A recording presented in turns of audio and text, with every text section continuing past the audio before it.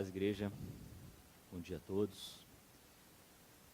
Hoje nós vamos continuar a nossa exposição do livro de Atos. E hoje nós vamos trabalhar no capítulo 18 desse livro. E eu queria convidar você a abrir sua Bíblia no capítulo 18 do livro de Atos. O versículo-chave que nós vamos utilizar aqui, depois nós vamos expor o texto, como formos avançando. Mas o versículo-chave é o versículo de número 5. Eu queria convidar você a fazer a leitura desse versículo. E antes da leitura, eu gostaria de dizer aos irmãos que a mensagem que nós vamos tratar aqui, ela confrontou diretamente o meu coração. Tem certas mensagens que nós meditamos para trabalhar nela, e elas nos confrontam, umas mais do que as outras, mas umas nos machucam. E eu confesso que essa foi uma mensagem dessa forma.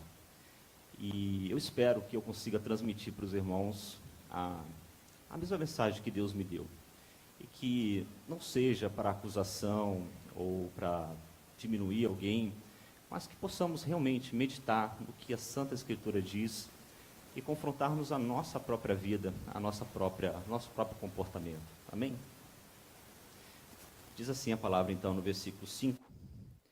Quando Silas e Timóteo desceram da Macedônia, Paulo se entregou totalmente à palavra, testemunhando aos judeus que Cristo é Jesus.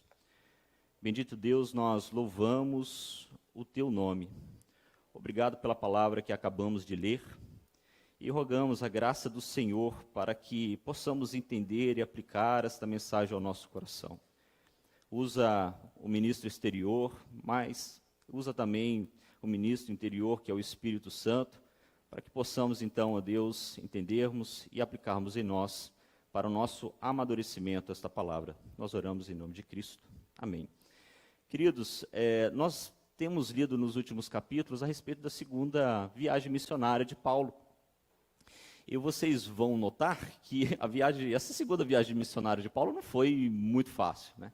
Nós vimos ali que eles, após curarem uma jovem adivinhadora, eles foram presos, Paulo e Silas presos, e de brinde já levaram uma surra ainda, né?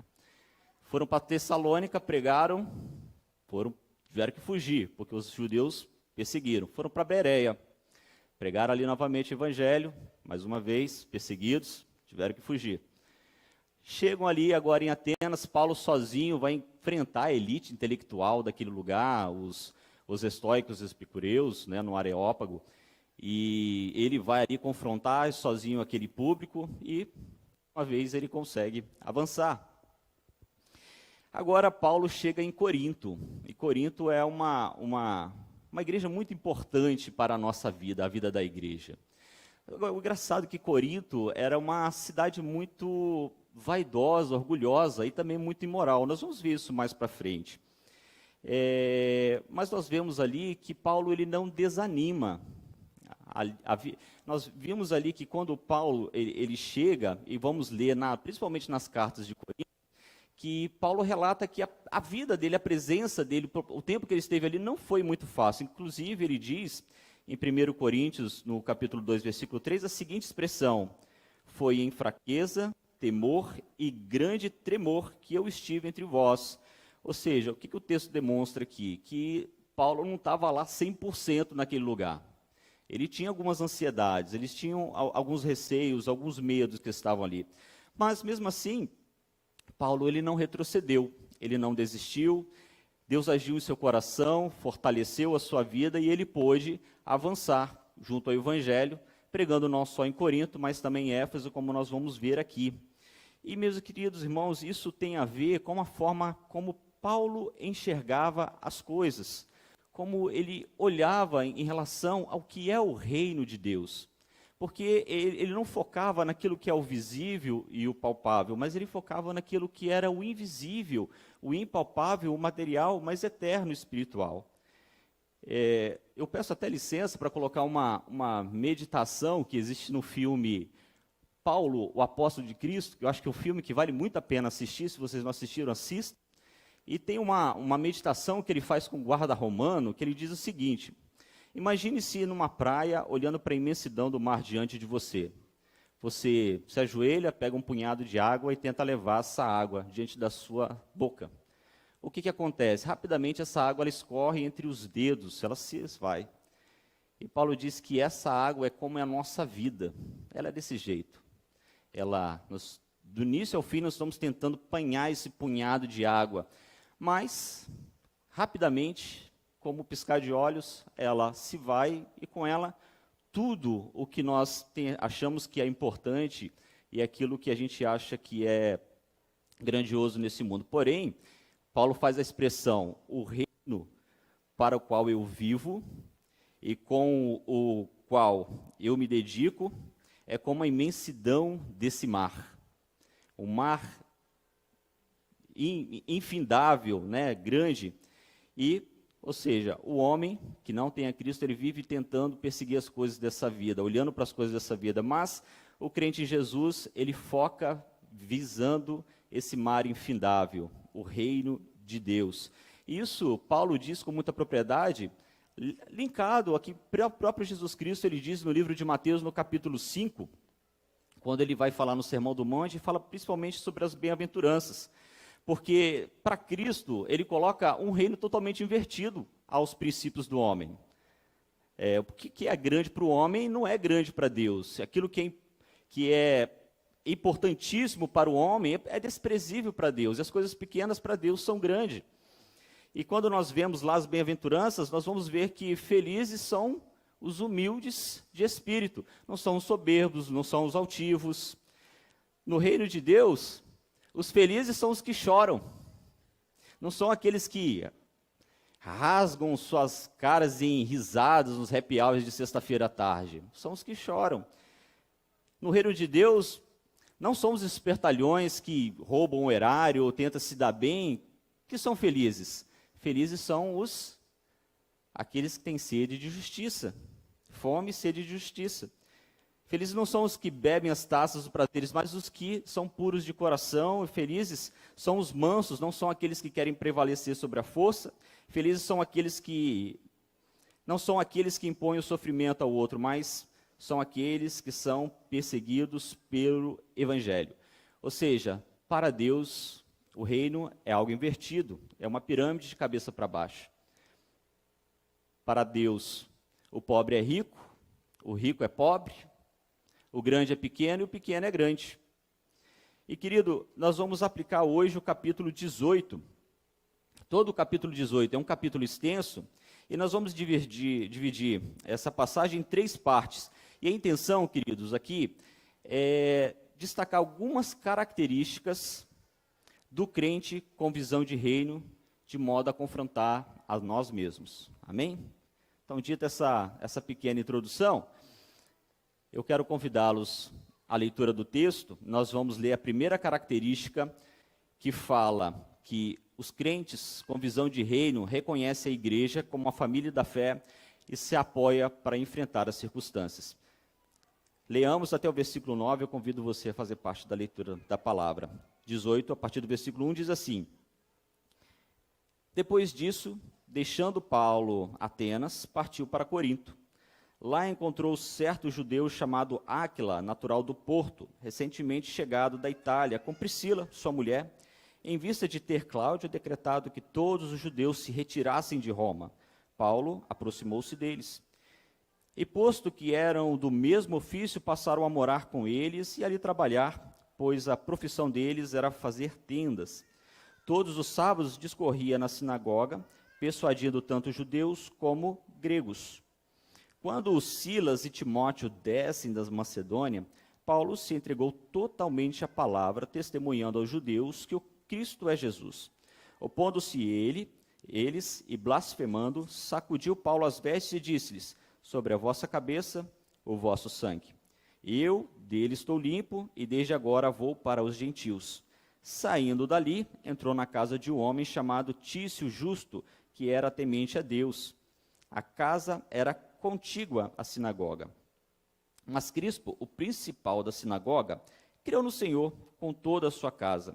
Também muitos dos coríntios que ali ouviam, criam e eram batizados. Veja então, irmãos, que Paulo, ele sai de Atenas, vai para Corinto, e como nós dissemos, Corinto era uma cidade muito orgulhosa. Por quê? O Corinto era uma cidade muito importante do mundo antigo, era uma grande cidade comercial. Nela tinha 2 portos que movimentava muito a questão comercial. Vemos ali então que, por conta desse movimento comercial, a população ali era uma população bem afortunada, tinha boa condição material.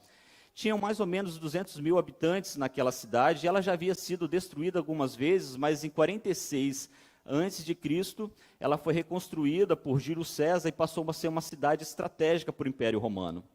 Além disso, a cidade também ela sediava os Jogos Istmos, que recebiam muitos jogadores, muitas pessoas ali, movimentava muito aquela cidade.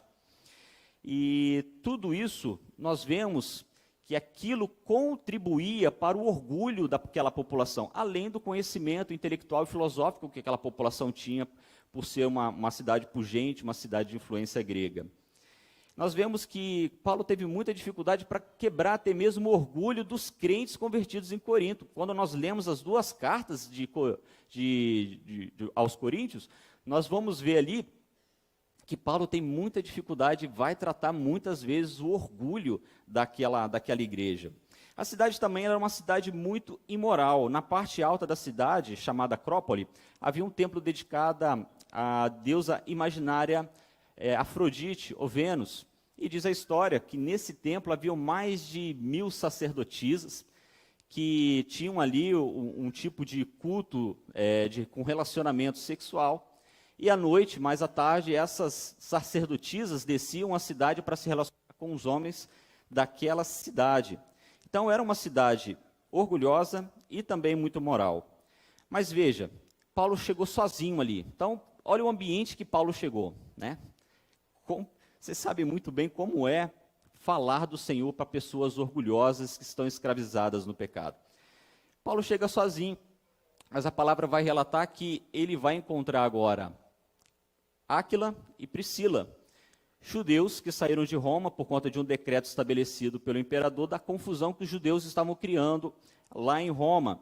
Lógico que essa confusão era por conta dos cristãos que avançavam falando a respeito de Jesus e as pessoas não se entendiam, criava-se a confusão e o imperador resolveu fazer um decreto para expulsar os judeus dali. Eles se encontram então. Paulo se identifica com eles, porque ele tinha o mesmo ofício, o de consertar e produzir tendas. O ofício que possivelmente Paulo ele adquiriu na sua infância, junto ao seu pai, de acordo com a tradição judaica. Áquila e Priscila passam a ser a companhia e ajudar Paulo em seu sustento. Com isso, Paulo pôde trabalhar durante a semana e aos sábados. Ele pregava na sinagoga. Logo depois, nós vamos ver Silas e Timóteo descendo da Macedônia.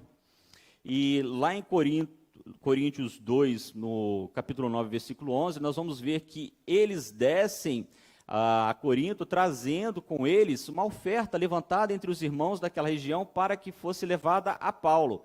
E o texto mostra que quando eles chegam, já de posse dessa oferta generosa, Paulo se dedica completamente à pregação do Evangelho. Ele não precisava mais agora naquele ambiente produzir tendas, porque a oferta dada por Silas e Timóteo providenciaram a eles o sustento necessário para que ele se dedicasse exclusivamente à palavra do Evangelho. Queridos, nós vemos nessa passagem a relevância da igreja na vida dos crentes em Jesus Cristo. Veja que num ambiente difícil, complexo, Deus providencia a companhia ideal para fortalecimento do crente do Senhor.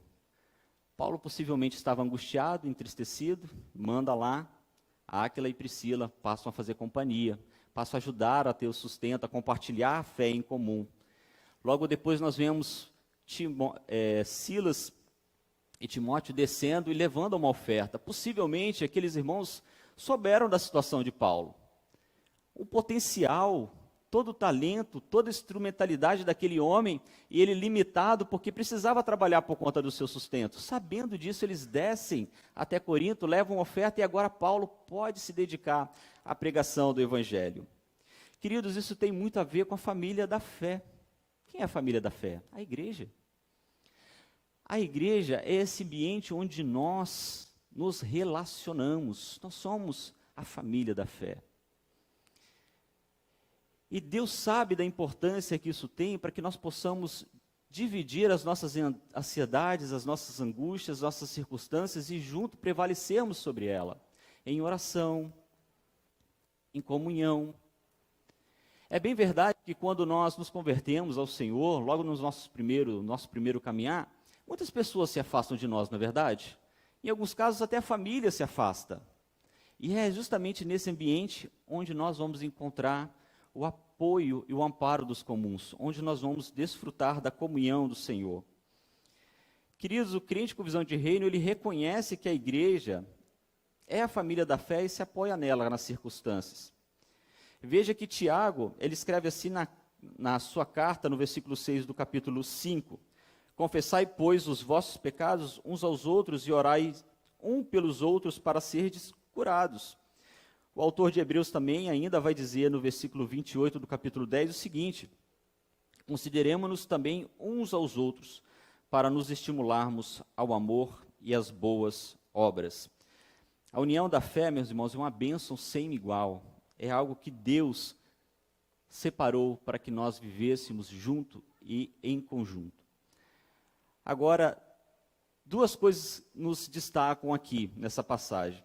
A primeira é que, como crente, nós precisamos estar atentos às necessidades dos nossos irmãos.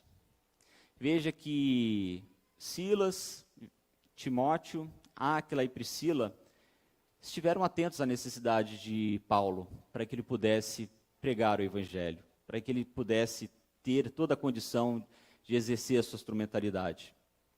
E esse é nosso papel como igreja. Nós precisamos estar atentos à necessidade um dos outros. Eu pergunto aqui, irmãos, nós estamos aqui todos os domingos, não é verdade? De manhã, à noite, em alguns encontros. Você conhece a pessoa que está sentada do seu lado aí? Tirando o seu familiar? Você sabe qual é a necessidade que ela está passando? A aflição que está no coração dela? As necessidades de oração que ela está sofrendo?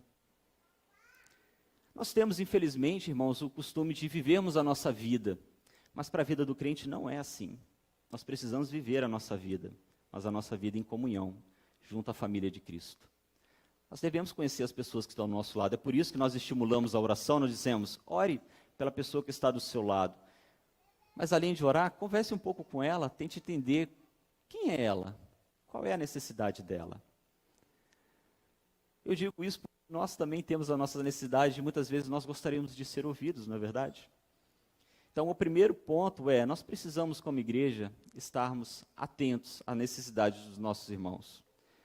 O outro ponto, meu irmão, queridos irmãos, é que nós precisamos combater a nossa característica natural de nos isolarmos. O que é isso? Quando nós passamos dificuldades, nós temos a característica natural de nos isolarmos. Achamos que estamos sozinhos. Achamos que ninguém nos percebe, que nos enxerga. Eu não sei se você lembra da experiência de Elias, quando ele, na verdade, se sente sozinho e quer dar cabo da sua vida lá no Monte Horebe, e Deus vai dizer, olha Elias, você não está sozinho não, tem mais 7.000 homens que não se dobraram os seus joelhos diante de Baal. E eu quero dizer, querido irmão, que você não está sozinho, você está num barco com muita gente indo para o mesmo destino. Então, se você estiver passando por circunstâncias difíceis, não se isola não, busque abrigo, busque refúgio. Nós temos na igreja o que nós chamamos de gabinete pastoral, para que aquelas pessoas que quiserem, podem marcar um momento com alguns dos pastores, ministros que estão, para você conversar, se abrir, colocar diante da igreja a sua necessidade de juntos nós orarmos. Não foi assim com o nosso querido irmão Vitral, não foi assim com muitos outros que estão passando dificuldades, nós estamos orando e nós precisamos compartilhar os nossos anseios. E qual é o resultado de quando a igreja reconhece que nós somos realmente uma família da fé, que nós somos pessoas que compartilhamos em comuns, que temos as necessidades? Ela cresce. Veja que Paulo, tendo o seu sustento agora, ele vai pregar com mais intensidade. tanta intensidade que ele começa a incomodar os judeus, e os judeus começam a repudiar e negar a palavra que Paulo estava pregando. Mas nós vemos ali que agora ele vai se dedicar aos gentios, e aí nós vamos ter a conversão de Tício, que era um gentil, e na casa de Tício agora passa a ser o local de pregação, que inclusive era do lado da sinagoga, né? Então, abrindo a concorrência ali do lado. Mas foi ali que eles encontraram o local de pregação, na casa de Tício. Olha a igreja crescendo. E depois disso nós vemos também a conversão de Crispo, que era o principal da sinagoga, ou seja, o responsável por cuidar de todas as coisas. Ele de repente se converte e diz: olha, a casa agora vai ficar aí para vocês. Se converte. Então ele e toda a sua família. Então, meus irmãos, quando nós tomamos a bênção de entender que nós somos uma igreja, nós somos uma família, eu não digo uma família única, isolada aqui na igreja reformada não, tá, irmãos? Não é isso. Nós entendemos que existem outras denominações e muitos outros crentes dos quais nós podemos abraçar e caminhar juntos como família. Nós vamos ver o rebanho crescendo, nós vamos ver o avanço do reino avançando. Por isso que ter uma visão da igreja como família da fé é uma característica daqueles que reconhecem a Deus e reconhecem o reino de Deus. A segunda característica aqui, irmãos, está no versículo 9 ao versículo 23. Acompanhem comigo, por gentileza, a leitura da palavra. 9 ao 23. Teve Paulo durante a noite uma visão em que o Senhor lhe disse: não temas, pelo contrário, fala e não te cales, porquanto eu estou contigo e ninguém ousará fazer-te mal, pois tenho muito povo nesta cidade. Ali permaneceu 1 ano e 6 meses, ensinando entre eles a palavra de Deus. Quando, porém, Gálio era procônsul da Acaia, levantaram-se os judeus concordemente contra Paulo e levaram ao tribunal, dizendo: este persuade os homens a adorar a Deus por modo contrário à lei. E a Paulo falar, quando Gálio declarou aos judeus: se fosse com efeito alguma injustiça ou crime de maior gravidade, ó judeus, de razão seria atender-vos. Mas, se é questão de palavra, de nomes e de vossa lei, tratai disso vós mesmos. Eu não quero ser juiz destas coisas. E os expulsou do tribunal. Então todos agarraram Sóstenes, o principal da sinagoga, e o espancavam diante do tribunal. Gaio, toda a vida, não se importava com estas coisas. Até aqui, irmãos, nós vamos ver ali agora que Paulo ele vai ter uma visão. Olha o dom espiritual, né? Visão é ver. E nessa visão ele ouve uma voz dizendo com ele: olha, Paulo, não temas, mas não se cale, continue pregando, porque há aqui muita gente para ser salva. Há aqui muitos eleitos ainda para serem chamados. Possivelmente Paulo, quando a palavra fala não temas, possivelmente porque Paulo estava ainda com temor. Isso decorrência ao histórico das cidades que ele havia passado. Então, estava pregando, mas ali havia ainda algum anseio, algum receio de que ele fosse novamente perseguido. Mas Deus vai lá e conforta o seu coração, encoraja o seu coração, e ele passa a pregar com ousadia. Nós vemos ali então que os judeus, irados com essa situação, resolvem aproveitar a presença de Gálio, que era o procônsul naquela região, e levar Paulo a julgamento, porque naquela época as religiões eram normatizadas pelo império. Você só podia executar e confessar religiões que estavam regulamentadas pelo Estado. E quando eles levam isso, Gálio vai ver que na verdade era uma discussão em vão, que tratava-se da mesma religião, e manda então o povo, os judeus, se resolverem quanto a isso. E é engraçado aqui que nós vemos duas coisas interessantes. Primeiro, Paulo começa agora a ter carta branca para pregar o evangelho. A outra é que o jogo virou. Quem apanhou agora foram os judeus. Não é verdade? Nós estamos vendo aqui os judeus apanhando, mas aqui quem agora tomou a sua foi Sóstenes, que era o principal da sinagoga, que assumiu o lugar de Tício. Então, Crispo, irmãos. Então, irmãos, o que nós vemos aqui? Que nós, como crentes, com visão de reino, nós devemos confiar plenamente na soberania de Deus para a pregação do Evangelho. Nós não devemos temer pregar o Evangelho. É verdade que existe muita imposição? Que existe muita perseguição? Sim, é verdade. Mas nós temos que seguir aquilo que a palavra nos orienta, que nos garante, que se nós formos fiéis à palavra, o Senhor será conosco. Deus nos chamou para pregar o evangelho, para chamar os seus eleitos. Foi através da pregação que Deus escolheu para que os eleitos fossem chamados, para que, as pessoas sejam salvas. E é sobre essa responsabilidade que nós precisamos assumir. Nós precisamos pregar conforme com a mentalidade do que diz em Ezequiel 3, de estarmos preocupados em levar a mensagem para que as pessoas não sejam condenadas no seu erro, sabendo que nós podíamos avisá-las disso, porque aí Deus diz que há juízo sobre nós. Mas se nós pregarmos, se nós anunciarmos, e mesmo assim aqueles não se arrependerem, a sua condenação não será imputada a nós. A nós cabe pregar o evangelho com ousadia, com fé e com segurança. Quem será salvo ou não será salvo não nos compete. Isso é soberania do Senhor, isso é obra do Espírito Santo. Mas a nós é necessário pregarmos, e pregarmos a palavra fiel, sem medo.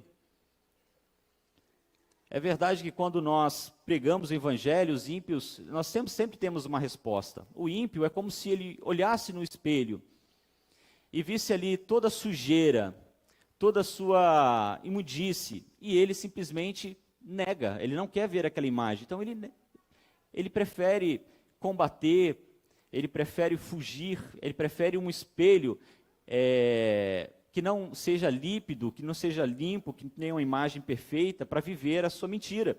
Mas o eleito não, ele reconhece o seu pecado, ele reconhece a sua fragilidade, ele reconhece a sua sujeira, e ele entende que através do sangue de Jesus que ele vai conseguir ser liberto, ser salvo, ser regenerado e se entregar verdadeiramente ao testemunho e à palavra do Senhor. Cabe a nós pregarmos o evangelho confiando na soberania de Deus, e essa é uma característica daqueles que têm visão de reino. E a terceira, queridos, e última característica, ela está do versículo 24 ao versículo 28, mas eu gostaria só simplesmente de encerrar a segunda viagem missionária, que trata lá dos versículos 18 até o 24, que ele vai então, Paulo, confiado nessa promessa, nessa segurança, ele prega em Corinto ali por muito tempo, depois ele sai dali, ele vai para Éfeso, prega com autoridade, depois de Éfeso ele volta agora para Antioquia da Síria, passando por Cesareia e também por Jerusalém, e encerrando ali então a sua segunda viagem missionária, trazendo consigo os testemunhos, não é isso?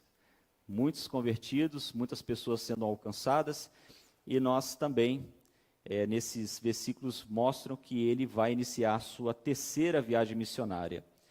Mas o que eu gostaria de tratar com os irmãos agora é a terceira característica dos crentes que têm visão de reino, que é a seguinte característica: o crente com visão de reino, ele deve ser profundo em conhecimento. Não é verdade? Nós temos que aprender. Mas ainda assim nós precisamos ser humildes ao aprendizado.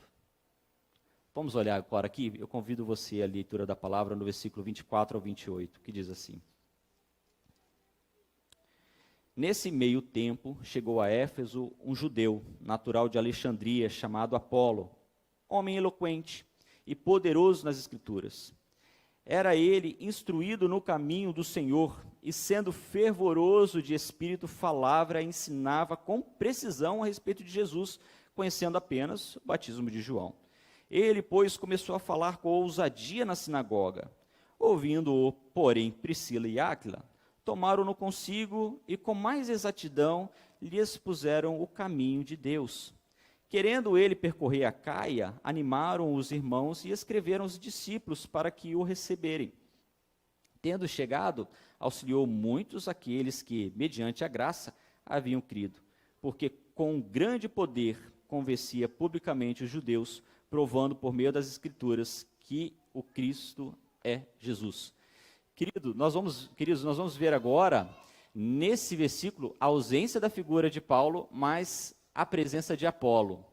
Nós sempre fazemos referência a Apolo. Não sei se vocês tinham essa curiosidade. Quem é esse tal Apolo, que muitas vezes se comparam até ao próprio Paulo? E nós vamos ver a figura desse homem aqui, agora aparecendo no capítulo 18. Nós vemos que Paulo era um homem muito culto, muito inteligente. E ele vinha de uma cidade chamada Alexandria. E Alexandria ficava no Egito. E se tinha uma cidade que detinha conhecimento, que detinha filosofia, que detinha educação, era Alexandria. Os estudiosos dizem que em Alexandria tinha uma população judaica acima de 1 milhão. Então, haviam muitos judeus naquele lugar. E nós vemos tanto isso que nós vamos ver ali, que foi em Alexandria que nós vamos ter a tradução do Antigo Testamento para o grego. A que nós chamamos de Septuaginta, né? Que faz alusão aos 70 tradutores que traduziram o Velho Testamento para o grego. Então, Alexandria era uma cidade muito pujante em conhecimento, e cultura e filosofia, e nós vamos ver que Apolo era exatamente daquela região. Então, ele carregava consigo uma bagagem cultural muito forte. Ele era tanto experimentado na cultura grega, predominante daquela época, como também da cultura judaica. Ele conhecia profundamente o Velho Testamento. Então, ele tinha bastante conhecimento a respeito das Escrituras. E nós vemos ali que ele era um homem conhecedor das Escrituras e também fervoroso em espírito, um servo de Deus, um homem usado por Deus. Mas nós vamos ver ali que Priscila e Áquila vão ver Apolo pregando e vão observar que faltava uma coisa na pregação, no ensino de Apolo. O que eles fazem? Eles vão pegar Apolo, chamá-lo individualmente para sua casa, em particular, e vão falar com Apolo. Olha, Apolo, foi muito bem, mas olha, existem alguns conhecimentos ainda que você não adquiriu. E Apolo, surpreendentemente, ele vai ouvir esses dois irmãos. Ele vai sentar e vai ouvir. E nós vemos ali exatamente essa característica, e com 2 pontos que se destacam aqui. O primeiro, que o cristão, com visão de reino, ele precisa buscar conhecimento. Nós precisamos nos aprofundar na palavra de Deus. Deus quer nos usar para sermos bênção na vida das pessoas. Agora, Deus não vai nos usar, Ele não vai fazer nos lembrar de versículos ou palavras ou doutrinas que nós não lemos, apesar de muitos acharem isso. Se nós não lemos, o Espírito Santo não vai nos tocar para lembrar daquilo que nós não absorvemos. Então nós temos que ler. É através da palavra que nós crescemos espiritualmente. Primeiro, através da palavra de Deus. Veja que a própria palavra destaca, ele era profundo nas Escrituras, conhecedor das Escrituras e fervoroso em espírito. Ou seja, ele era fervoroso em espírito porque ele conhecia as Escrituras. Então, meus irmãos, nós como crentes precisamos estudar. E se há uma coisa que nós prezamos aqui nessa igreja, o ensino.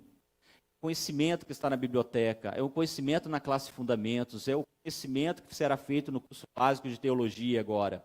A nossa intenção não é reter para nós um conhecimento, mas é compartilhar daquilo que nós recebemos. É bênção de Deus compartilhar com os irmãos aquilo que nós recebemos. Não é verdade? Um dos maiores prazeres na vida do crente é poder falar de Jesus uma vida necessitada, não é verdade? Nós nos sentimos muito melhor que a pessoa que está recebendo. Mas, para isso, nós precisamos conhecer a palavra. Tivemos um curso de aconselhamento. A base fundamental do aconselhamento bíblico é a Bíblia. Então, nós precisamos ser conhecedores profundos da palavra do Senhor. Nós temos, a nossa cabeça é muito boa, não é verdade, irmãos? Se perguntar a alguns irmãos aqui, se vocês lembram da escalação da Copa de 98, alguns vão lembrar. Mas muitas vezes nós somos acomodados em relação ao aprendizado da palavra do Senhor. Nós não lembramos versículos simples. Então nós precisamos buscar a leitura da palavra. E não é uma leitura de qualquer jeito, ler correndo, mas uma leitura prazerosa, de degustar cada versículo, de fazer aquele versículo falar com você, te confrontar, te fazer pensar, te fazer refletir, e assim fazer você crescer em espírito. Agora veja, queridos, a outra característica aqui, outro ponto, é que precisamos buscar conhecimento, mas nós precisamos ser humildes também ao aprendizado. Veja a grandeza da figura de Apolo. Vocês entenderam aqui que ele era um homem culto, conhecedor, profundo. E ele vai ser confrontado, não sei se vocês perceberam, mas por 2 fazedores de tenda. 2 fazedores de tenda. Aí, um gabarito aqui em cima, aí chega vamos pensar, né, um juiz do Supremo Tribunal Federal, e aí chega um pedreiro para ele e fala assim, olha, o senhor está equivocado nessa aplicação aqui. É bem verdade que isso é um dos maiores problemas da humanidade, o chamado orgulho. Nós somos orgulhosos por natureza, queridos. Nós achamos que quando lemos alguma coisa ou assistimos o vídeo, nós somos já detentores de conhecimento suficiente para não querer mais ouvir as pessoas. Abrir o conhecimento. Nós também, muitas vezes, por conta da nossa posição social e por conta da posição social de um outro, nós não queremos ouvir simplesmente porque ele não está no mesmo nível que você está. Isso é orgulho, isso é soberba. E Deus repudia a soberba. Deus usa justamente os humildes para quebrar os soberbos. Olha só o que diz a palavra em 1 Coríntios, no capítulo 29. Paulo escreve assim, Deus escolheu as coisas humildes do mundo e as desprezadas, aquelas que não são, para reduzir a nada as que são, a fim de que ninguém se vanglorie na presença de Deus. São os humildes que quebram os soberbos. Tiago, capítulo 4, versículo 6, ainda vai dizer, Deus resiste aos soberbos, mas dá graça aos humildes. Queridos, nós precisamos ser humildes.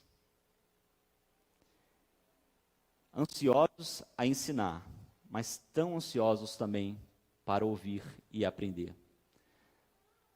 Lógico que o essencial é importante nós e defendermos, mas talvez nem todos aqui tenham total conhecimento para fechar a determinados assuntos e dizer, eu não preciso ouvir mais porque a minha convicção está fechada em relação a esse assunto. Nós precisamos nos abrir para aprender. Sabe o que aconteceu com Apolo? Ele passou a ser um instrumento grandioso na presença de Deus. Ele estava em Éfeso, vai para Corinto, lá em Corinto ele prospera. Vocês lembram que os judeus estavam rejeitando a palavra? E aqui nós vamos ver que os judeus passaram a ouvir. Porque ele tinha eloquência e conhecimento, e tinha o fervor de Deus e humildade para poder levar a mensagem de Deus. E ouvir o outro, entender a dúvida do outro, e fazer com que o outro pudesse crescer também em conhecimento e graça. Queridos, que nós possamos aprender com essas passagens que nós lemos aqui. Que nós possamos valorizar a igreja, que nós possamos confiar na soberania de Deus para a pregação do Evangelho, que nós possamos buscar conhecimento, mas sermos humildes também para o nosso próprio crescimento, porque essa é a visão daqueles que têm compromisso e têm a visão do reino. Eu queria simplesmente terminar agora essa mensagem fazendo a seguinte provocação, pegando ainda o filme Paulo, o Apóstolo, e a meditação que nós fizemos, eu gostaria de fazer a seguinte pergunta para vocês. Você está sendo um crente com visão de reino, de verdade? Visão de reino. Você está olhando para o seu irmão que está do seu lado? Você ama verdadeiramente o irmão que está do seu lado, independente das falhas que ele tem, da limitação que ele tem? Ou você fecha e vira a cara para quando ele chega perto de você, porque você não quer fazer parte do problema dele, porque, aliás, você já tem os seus. Visão de reino. Você está correndo atrás da vida, metendo a mão na água e tentando levar ela até a sua boca, e ela escorrendo pelos seus dedos, e você se dedica tanto a isso, que você não está percebendo que a sua vida está acabando, e talvez você não esteja fazendo diferença nenhuma para o reino de Deus. Ou você está olhando para a imensidão desse mar infindável, que é o reino de Deus, que é a glória de Deus, e você está comprometido com o reino de Deus e pregando o evangelho com ousadia, sabendo que um dia você estará lá com ele. E aí você vai perceber que os seus bens, que a sua intelectualidade, que a sua posição social, nada adianta diante de Deus se ela não foi usada para o crescimento do reino. Qual é a visão de reino que você está tendo, querido? Eu falei com você que essa mensagem me confrontou, porque ela jogou na minha cara as minhas falhas e as minhas limitações, e jogou na minha cara as prioridades que eu estava colocando, esquecendo muitas vezes do reino. Queridos, que essa mensagem possa abençoar a cada um de vocês, que ela possa ser meditação para a sua vida. E lembre-se, a vida é boa, Deus nos deu, mas acima de tudo, há um reino. Um dia, Ele virá nos buscar. O que nós vamos apresentar diante dEle? O que haverá na sua mão para apresentar diante dEle? Amém? Oremos. Deus amado, nós glorificamos ao Senhor por nos confrontar com a sua palavra, por nos mostrar como nós somos miseráveis e falhos. Senhor, Tu és maravilhoso, grandioso é o Senhor. Ajuda-nos, ó Deus, a tratar a nossa limitação, a nossa vaidade, nosso orgulho. Ajuda-nos a ser sensíveis à causa da igreja, aos nossos irmãos. E ajuda-nos, ó Deus, a sermos instrumentos para crescimento do Teu reino, não para a nossa vaidade, não para a nossa glória, mas para a glória do Teu Filho Jesus. Deus, nós pedimos assim, que o Senhor possa assim nos abençoar esta manhã. E ainda dizemos que a graça do Senhor Jesus, o amor de Deus, a consolação e as bênçãos do Espírito Santo seja sobre todos vós, igreja, em nome de Jesus. Amém.